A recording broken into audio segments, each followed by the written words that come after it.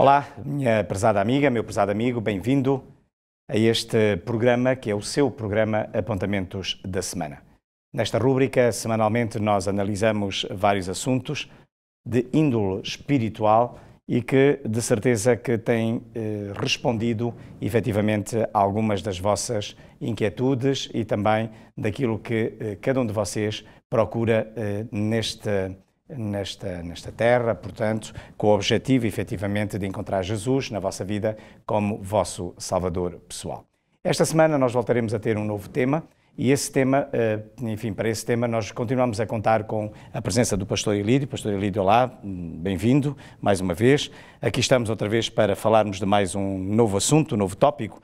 E desta vez nós iremos analisar a missão de Jesus de uma forma, enfim, concreta, e levar até àqueles que nos veem e ouvem algumas informações práticas que nos podem servir de inspiração também para a nossa vida.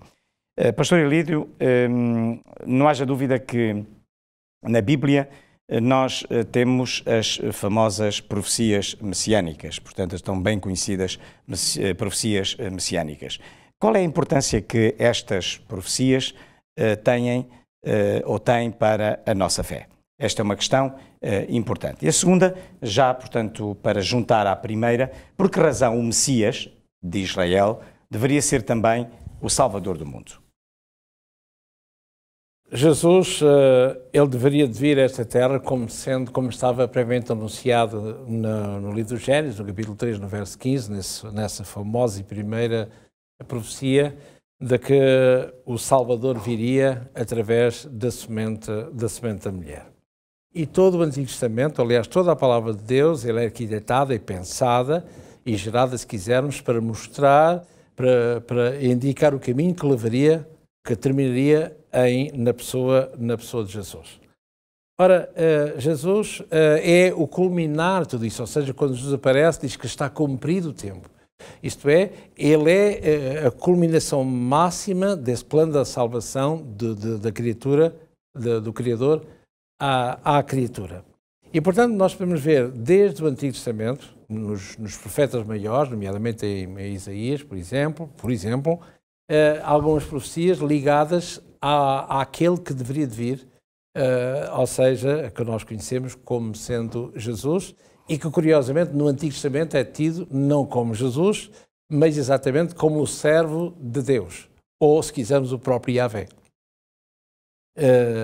Como, por exemplo, no livro dos Salmos é dito, diz o Senhor ao meu Senhor. Diz Yahvé a Adonai, ou Yahvé, Yahvé. Quem é quem? Se é o Deus Pai que fala ao Filho, se é o Deus Filho que fala ao Deus Pai, vemos aí esses valores que são tanto faz abordado num aspecto como noutro, estamos a falar da mesma entidade, do mesmo Deus, em pessoas diferentes. Ora, quando falamos do profeta Isaías, por exemplo, diz-nos aqui no capítulo 7, em particular, no verso 14, diz que uma virgem conceberá, e este alma, que é traduzido por virgem, tanto se dá, enfim, pode ser traduzido virgem no sentido de virgem, como nós conhecemos, como alguém que é muito jovem, até porque o casamento nestes tempos, nas meninas, era a partir dos 12 anos, já se podiam casar. Portanto, diz aqui que a Virgem conceberá e ela dará à luz um filho, e esse nome será Emanuel, ou seja, conosco, dissecando o texto, a palavra, conosco está Deus. Ou então, se quisermos, um pouquinho mais à frente, no capítulo 6, estamos a falar de profecias que são bastante conhecidas, no verso 9, é dito que o menino se nasceu, um filho se nos deu, o principado está aos seus ombros, e o seu nome daquele que deveria de vir, e repito, estamos a falar cerca de 7, 6 séculos antes de Jesus, é dito lá que o seu nome será Maravilhoso, Conselheiro, Deus Forte, Pai da Eternidade, ou Pai Eterno, e Príncipe da Paz. E esse não é outro a não ser o profeta dos profetas, o Deus que deveria de vir, aquele que é o clímax, ou seja, como a lição desta semana mostra, o mestre das missões. Aquele que deveria formar a sua igreja para que essa igreja pudesse continuar no pós-Jesus. E E depois, se Jesus é realmente o cumprimento dessas profecias messiânicas, que têm a ver com o Messias, com o ungido, com o eleito de Deus, pois bem, porque é que esse Messias, esse Jesus, devia ser o Salvador do mundo no sentido das pessoas, dos seres humanos, não no sentido físico, esse mundo. O que é que nós, por exemplo, quando nós falamos no mundo, é interessante quando a linguagem, por exemplo, grega mostra-nos uma coisa interessante, quando fala Salvador do mundo. Quando nós dizemos assim, por exemplo, a palavra mundo, quando dizemos este mundo não está bom, ou está caótico, e nós entendemos mundo, esta esfera, não é? Este planeta azul. Mas quando nós dizemos, por exemplo, aquela pessoa está imunda, ou seja, está imundo, quer dizer que não está limpo, não é? E o que é interessante é que a palavra, o radical é a palavra mundo, cosmos, em grego, mundo, mas tem o prefixo que é i, quer dizer não mundo. E que não tem a ver, grosso modo, com i, não mundo, e impróprio, que está sujo. Curiosamente também, como é a palavra cosmos, onde veio as senhoras que gostam muito, que é a palavra cosmética. Cosmos, o que é perfeição. Portanto, o que é perfeito, mundo, e o que é imperfeito, imundo. Ora, Jesus deveria de vir para salvar esse mundo, ou seja, restaurar aquilo que Deus fez de perfeição, de bonito, de belo, de transcendente, desde o início. E essa é a missão foi a missão de Jesus e é a missão da Igreja, mostrando nessa missionação que a própria Igreja terá que fazer como seguidora de Jesus. E aqui, por que razão que esse Messias de Israel devia ser realmente o Salvador do mundo? Ora, é interessante quando nós olhamos, por exemplo, aqui no Evangelho de Lucas, no capítulo 2 em particular, e no verso 11, mostra que quando Jesus, eu não gosto muito da palavra nasce, mas tornar-se carne, os anjos aparecem aos pastores no campo, com os seus ovelhas, com o seu rebanho, e diz-lhes esta expressão aqui em Lucas, no capítulo 2, no verso 11, e da cidade de Davi, que é Belém, onde nasceu aquele que tem 3 títulos, aquele que é o Salvador, aquele que é o Messias, ou seja, o Cristo, Messias dito em linguagem hebraica, Cristo dito em linguagem grega, e também aquele que é o Kurios, aquele que é o Senhor. E vemos aqui que o Salvador, esta palavra Salvador como o Kurios, o Senhor, são palavras que não são diretamente ligadas à fraseologia bíblica cristã, mas sim ao mundo do direito e ao mundo da medicina. Portanto, aquele que é o Salvador, aquele que cura, aquele que é o Senhor, aquele que liberta, aquele que é o dono, aquele que é o Criador. Ora, esses títulos são todos inerentes à pessoa de Jesus. E de lá à cidade de Belém, onde nasceu, à cidade de Davi, onde nasceu aquele que é. E aquele que é quem? Esse é Jesus. Mas quem é Jesus? Porque se nós lermos aqui, isto tem a ver com o Salvador com o Salvador também, o Salvador do mundo. Porque se nós lermos no profeta Isaías, o que é que nós vemos aqui? Uma coisa interessante, que é bastante interessante quanto a mim. Estou a ler Isaías no capítulo 40, no verso 3. Diz que a voz que clama no deserto, preparai o caminho do Senhor. Endireitai a vereda, o ermo ao nosso Deus. Vemos aqui que esta palavra Senhor e Deus, diz que este Iavé, ou este Elohim, ou Adonai. Portanto, preparai o caminho de Iavé. Mas se nós lemos a concretização disso no tempo de Jesus, quem é que realmente quem é que clama é o profeta, portanto, João Batista, no deserto. E é dito aqui que no Novo Testamento, quando se fala acerca de Jesus, diz aqui em Lucas, no capítulo 4, vemos que diz aqui, e Jesus, cheio do Espírito Santo, voltou do Jordão, foi levado em espírito ao deserto, e depois aparece as tentações de Jesus, mas fala a seguir também em relação ao batismo de Jesus. E aqui eu vou ler aqui um texto de Mateus, que diz assim no capítulo 3, verso 2, arrependei-vos porque é chegado o reino de Deus, porque portanto, vimos que em Isaías capítulo 40, verso 3, Diz lá, preparai o caminho do Senhor nosso Deus. Ali é dito como o Senhor nosso Deus, e a palavra é Yahvé ou Adonai ou Elohim, que é a mesma coisa. E aqui é dito porque este, Jesus, é aquele que é anunciado pelo profeta Isaías, que disse, a voz que clama no deserto, preparai o caminho do Senhor. E esse Senhor é exatamente esse Jesus. Portanto, vemos que esse Yahvé no passado é o mesmo Yahvé no presente que vai fazer esse tabernáculo no seio dos homens cuja missão de salvar o povo de Deus. Por outro lado também, no Evangelho de João, fala no capítulo 1, quando João Batista vê Jesus, diz o quê? Eis o Cordeiro de Deus que tira o pecado do mundo. E a palavra que lá está, o verbo que é usado para dizer, e que traduz em português, do tira o pecado do mundo, é um verbo bem pequenino, é o verbo airo, que significa tirar. Não é tirar para meter, tiro aqui este livro e ponho-me ali. Não. O tirar é no sentido de tirar para colocar em cima de. Já agora, se me permite, um pequeno pormenor acerca da salvação, que quer em Levítico 16, no verso 21, em relação ao dia das expiações, a purificação do santuário uma vez por ano, quer em relação ao livro do Êxodo, no capítulo 34, há aqui um pormenor interessante que tem a ver com a purificação dos pecados das pessoas. Porque no capítulo 33 fala que Moisés teve a validade de pedir, Senhor, mostra-me a tua glória para ver, quero ver-te. E Deus vai dizer, a minha glória não podes ver, ou seja, eu próprio, mas ver-me-ás pelas costas não é? E diz aqui, no capítulo 34, no verso 7, como consequência da passagem de Yahvé diante de Moisés, diz aqui, esse Deus é aquele que guarda a beneficência em milhares. E nossa tradução tem assim, que perdoa a iniquidade,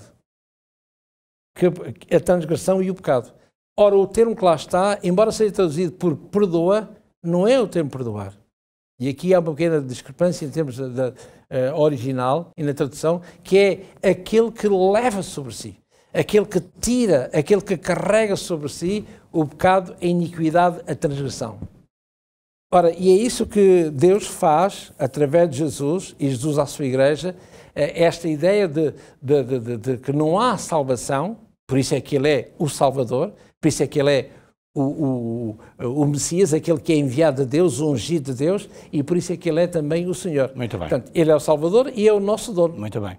E por isso Ele tem todo o poder de salvar e comissiona a sua igreja para transmitir esta boa nova àqueles que ouvirem, já não digo aderir à igreja, mas àqueles que ouvirem a mensagem de salvação vindo da parte da igreja. Pastor Ilídio, temos algum tempo mais e obviamente que o tempo é sempre curto para aquilo que nós queremos expressar em termos de colocar de forma bastante clara à compreensão daqueles que nos veem e ouvem, mas rapidamente, no tempo que nos resta, eu pedia-lhe que partilhasse connosco a missão de Jesus. Ou seja, qual era a missão de Jesus em favor, por um lado, dos judeus, em segundo lugar, a favor dos gentios e, finalmente, sob que obrigação nos coloca também a nós, hoje, a grande comissão. A missão a favor dos judeus, pois bem, é dito ele quando constitui a sua igreja, àqueles que o iriam substituir, como disse, ide primeiramente à casa de Israel, aos perdizes da casa de Israel. E é verdade que a missionação, quer queiramos, quer não, começa com aquele povo que Deus vai escolher, não para formar um povo, como hoje temos a ideia de o povo judeu. Judeu, sim, de uma forma geográfica, que está ligado, é confinado à Judeia, como eu sou português, que nasci em Portugal. Ora, na mente de Deus não há um povo judeu no sentido que nós hoje como corruptela, se quisermos, o povo judeu ligado a Deus. O povo judeu porque nasce na Judeia. Deus só tem um povo, aquele que quer fazer e deseja fazer a sua vontade. O povo de Deus é todo aquele que assimila e que, a posteriori, partilha, é enviado ao mundo, como dissemos, naquelas ilustrações bonitas, que vós sois a luz e vós sois o sal da terra. E o povo de Deus é exatamente este que cumpre essa mesma missão, que leva essa missão transcendente àqueles que que é ouvirem. Portanto, a missão do povo aos judeus é exata, judeus no sentido de ser povo de Deus, é primeiro assimilem aquilo que Deus quer que vós possais conhecer de Deus e depois transmitir. E curiosamente, é isso que nós vemos já desde o livro de Deuteronômio, do Pentateuco. Se lermos Deuteronômio no capítulo 7, a partir do verso 6 e diante, vemos que Deus diz claramente que eu vos escolhi, não porque fossem maiores em número, não porque fossem mais bonitos, mas escolhi porque vos amava. Ou seja, eu preciso de vocês para partilhares o Evangelho. Por isso é que Deus precisa do ser humano, se não tínhamos anjos. Por isso é que mais tarde, como iremos ver posteriormente, quando Saulo de Tarso também é encarregado não só como perseguidor, mas depois perseguido, quando ele quer saber e dá, quando ele é instruído, quando ele é missionado por sua vez para Ananias, é necessário que o anjo diga-lhe, Ananias, vai ter com ele e diz-lhe, ensina-o, que é melhor do que o anjo, o próprio anjo. Mas não, Deus escolhe não anjos, mas o homem. Porquê? Porque aquilo que esse Deus fez por mim, olha para mim e tu terás a mesma coisa se lhe obedeceres. É a razão pela qual Deus escolhe os homens para falar ao seu semelhante. Em relação aos gentios, é a mesma coisa, porque as parábolas que Jesus contou como um mestre, e daí o mestre também das missões, não é assim? Em que, nas várias parábolas, mostra o quê? Mostra que o Evangelho terá que ser pregado a todo o mundo. O Evangelho terá que ser conhecido. Tem que vencer fronteiras. Exatamente, conhecido, para que, então vemos ali que o mundo que é o campo, e aquele que semeia a palavra é Jesus. E não está limitado a uma determinada... Exatamente, e por extensão cada um de nós. Exatamente, exatamente. Portanto, dar-nos a conhecer aquilo que foi feito por nós, para que os outros possam ver em nós, não, este caminho interessa e merece ser seguido porque há uma transformação e há um objetivo, há uma meta a conseguir. E essa meta é a transformação do eu. Aquilo que mais tarde Paulo dizia, não é assim? Eu posso todas as coisas, não é algumas, todas as coisas naquele que me fortalece. Não vivendo mais eu, mas Cristo vivendo em nós. Assim? Portanto, é essa a grande missão que nós temos, que fazer o convite a todos. Nem todos irão aceitar a palavra de Deus, porque graças a Deus que o Evangelho, essa boa nova, o homem não tem qualquer, o ser humano, obrigatoriedade de receber em si. Se ele quer mudar, muito bem. Se ele não quer mudar, também muito bem. Simplesmente os nossos atos, eles são sempre, levam consigo uma consequência. E ser povo de Deus não está, obviamente, confinado, digamos, a uma nacionalidade concreta, mas sim ao facto de aceitar Jesus como o nosso Salvador pessoal. Quem quer que sejamos. Quem quer que sejamos, por isso é que para Deus não há... grego, nem... Isso, e para Deus não há raças, para Deus só há uma raça. Não há amarela, nem verde, nem azul, nem encarnada. Para Deus há uma raça que é a raça humana. Não há mais do que isso. E assim, para Deus os povos, só existem dois povos. Há aquele que quer fazer a sua vontade e com ele se identifica, e há o outro que não quer saber. Não é? Para Deus não há igrejas. Não há lado nenhum. Eu escrevo isto, há 7 igrejas do Apocalipse. Mas 7 igrejas significam 7 períodos da igreja. É assim? Desde Éfeso, Esmirna, Pérgamo, Tiatira, ou Laodiceia. Portanto, essas igrejas significam períodos específicos da Igreja de Deus, ou seja, de todos os homens e mulheres que querem consciência fazer parte de pleno, e membros de pleno direito dessa Igreja de Deus. Porque ninguém pode dizer que são da Igreja de Deus, porque Jesus mesmo diz, eu deste redil, digamos, do mundo judaico, eu tenho ovelhas que ainda estão noutros apriscos. Daí o convite, mais tarde, no último livro da Palavra de Deus, que é Apocalipse, não é? No capítulo 18, versos 3 e 4 e 5, sai dela, curiosamente, Babilónia, aquilo que é contrário a Deus. Sai dela, Deus diz, sai dela, povo meu. E esse povo meu, curiosamente, expande-se, eles e elas estão em Babilónia. E porquê? Porque pensando que estão a fazer bem, só que estão enganados.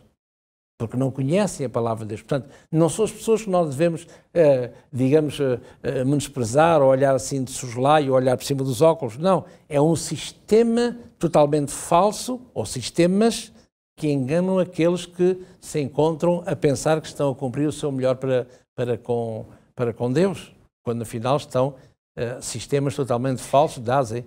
Muito bem. E essa é a razão por que nos encontramos aqui todas as semanas, com esta rúbrica. Missionar. Para missionar e para partilhar com aqueles que nos acompanham. Essa é a razão de ser da Igreja. É exatamente, é a razão de ser da Igreja e, portanto, é exatamente por isso que todos aqueles que nascem no Reino de Deus nascem exatamente com a obrigação, digamos, da grande... não é com a obrigação, nascem comissionados para levar efetivamente este amor de Deus, portanto, a toda a raça humana. Um pequeno parênteses muito rápido, não é assim? Por isso é que é o termo, etimologicamente falando, o termo de igreja. De igreja, exatamente. É eclésia, ek, fora, que eclésia, vem do verbo grego, kaleo, chamar, dek, de fora, para dentro, que haja uma assembleia, ajuntamento. E a igreja não é mais do que um ajuntamento de pessoas de bem que querem ouvir aquilo que o Senhor tem para dizer. Muito bem. Prezado amigo, minha querida amiga, nós estamos praticamente no fim e é este o desejo grande de Deus para si e para cada um de nós, é que nós possamos vir de fora para dentro do seu aprisco, para o corpo de Cristo, para realmente, digamos, a igreja que o Senhor criou, instituiu, aonde nós nos possamos encontrar, congregar, para juntos realmente louvar este Salvador, este Deus, este Senhor, este Kyrios. Por isso, foi um prazer para nós estar mais uma vez na sua companhia e nós estamos certos que, de facto, aquilo que nós estudamos hoje, ou que estudamos este assunto, esta temática, nós estamos certos, de facto, que foi de certeza absoluta ao encontro da sua necessidade. Não perca, portanto, a próxima rúbrica, a rúbrica da próxima semana. Nós vamos continuar, portanto, com a presença do pastor Elídio e queremos tê-lo também na nossa companhia. Pois bem, até lá, aceite um forte abraço e que Deus possa abençoá-lo a si e a toda a sua família.